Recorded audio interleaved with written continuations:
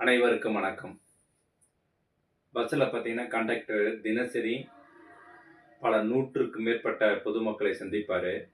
அதில பார்த்தீங்கன்னா, டிக்கெட் கொடுக்கும்போது பிரச்சனை வரும்.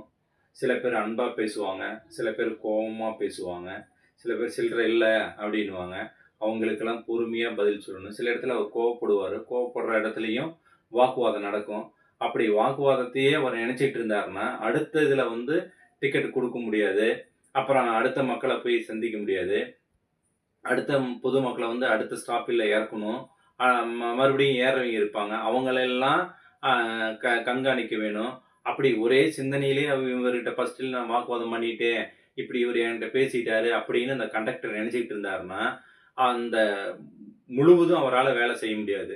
எப்படின்னா, அ என்கிட்ட வந்து சில்லறை இல்லைன்னாரு, இந்த ஆளு என்னைய சத்தம் போட்டாரு, நான் அவர சத்தம் போட்டேன் அப்படின்னு நினைச்சுக்கிட்டே இருந்தாருன்னா, அந்த நிகழ்வு அந்த நொடியோட முடிச்சுட்டு அடுத்ததுக்கு நகர்ந்துருவாரு. ஏன்னா, பஸ்ல ஏறுறவங்களையும் பார்க்கணும், இறங்குறவங்களையும் பார்க்கணும். அவங்கள கரெக்ட்டா சேஃபா அந்த இடத்துல கொண்டு போய் இறக்கணும். அது அத்தனை பிரச்சனை இருக்கும். அவருக்கு அடுத்து என்ன மக்கள்கிட்ட பிரச்சனை வரும், என்ன அடுத்தவங்களுக்கு கோவமா பேசுவானா, அன்பா பேசுவானான்னுலாம் தெரியாது. அந்தந்த ஒரு நொடி அவரு வ அ அவரு அந்த பயணிக்கிறது ஒரு வேலையால ஒவ்வொரு நிகழ்வும் அவரு வந்து ஒரு பிரச்சனையோட தான் பயணிச்சுக்கிட்டே இருக்காரு. அப்படி பயணிச்சு அந்த அந்த ஒரு நாள் ஃபுல்லா அந்த கணக்கு எல்லாம் முடிச்சு அந்த அலுவலகத்துல ஒப்படைக்கணும்.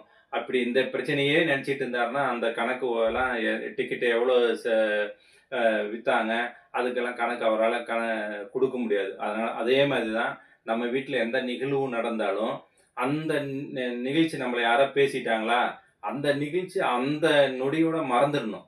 மறந்துட்டு நம்ம அடுத்த இதுக்கு போயிரணும். அதுதான் நம்ம நடந்த கண்டக்டர் மாரி நம்ம நினைச்சுக்கணும். ஏன்னா, அவங்க வந்து எத்தனையோ பிரச்சனை நினைப்பாங்க. அந்த பிரச்சனையே நினைச்சுக்கிட்டே இருந்தாங்கன்னா, அவங்களால அன்னைக்கு ஃபுல்லா அவங்களால வேலை பார்க்க முடியாது. அது மாரி நம்ம வந்து ஒரு பிரச்சனையே அந்த நொடியிலேயே மறந்துட்டு, நம்ம அடுத்தது நிகழ்வுக்கு போயிட்டோம்னா, வாழ்க்கை பயணம் இன்பமாக இருக்கும். நன்றி, வணக்கம்.